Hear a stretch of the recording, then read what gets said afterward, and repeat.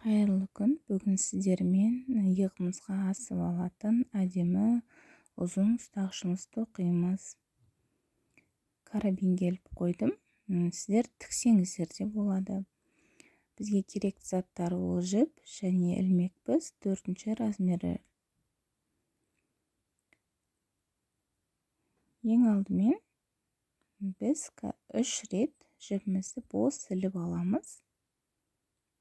Ілмектер тізбегін жасаймыз. 1,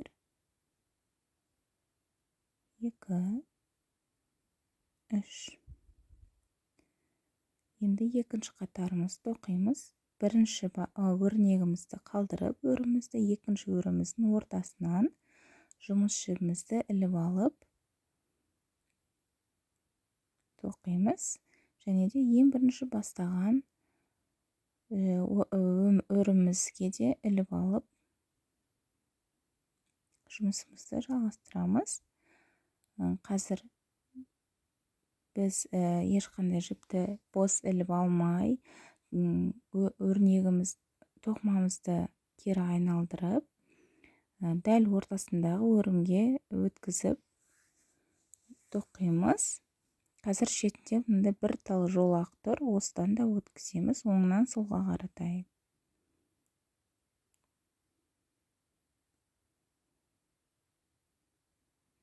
Тағы да кері айналдырып,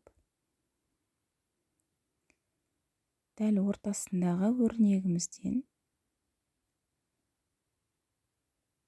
қайталап жаңағындай тоқи береміз. Және шетіндегі екі тал жіпті де өткіземіз. Жібімізді іліп аламыз. Неге дәл осы видеода көрсетілгендей, осы өріміз кері айналып отырып қайталанады. Осы өрнегімізді тоқи отыра, керекті көлемімізге шейін, керекті сантиметрге дейін тоқимыз.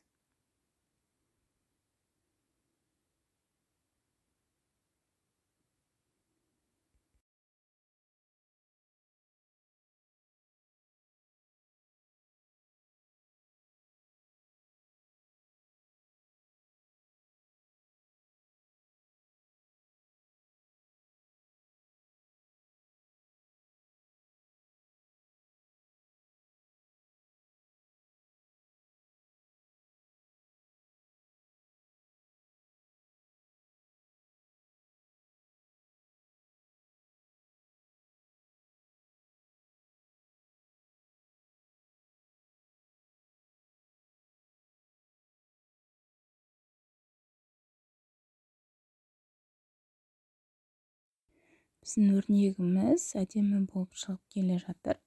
Қазір ең соңында осы артық жібімізді арасынан өткізіп жасырып қоямыз. Міне мен ортасына келдім. Біздің ұстағышымыз қатты. Әдемі болып шығып жатыр.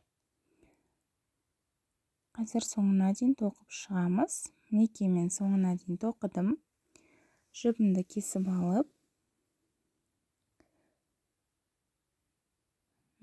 тоқып жатқан орнымыздан шығарып,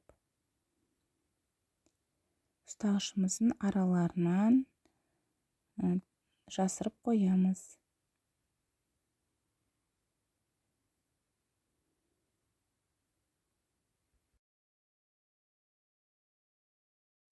Менің өзіме керекті ұстағышымның ыңғайлы маған размері 85 сантиметр болды.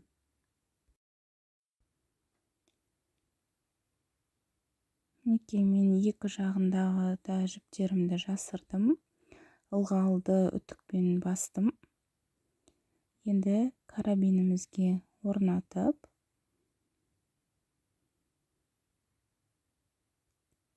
екінші жағына да орнатамыз. Осымен сөмкеміздің ұстағышы дайын болды. Мен каналыма тіркеліп, лайк басып, пікір қалдырып қойыңыздар. Түсінбеген жерлеріңіз болса, маған жазып отырыңыздар.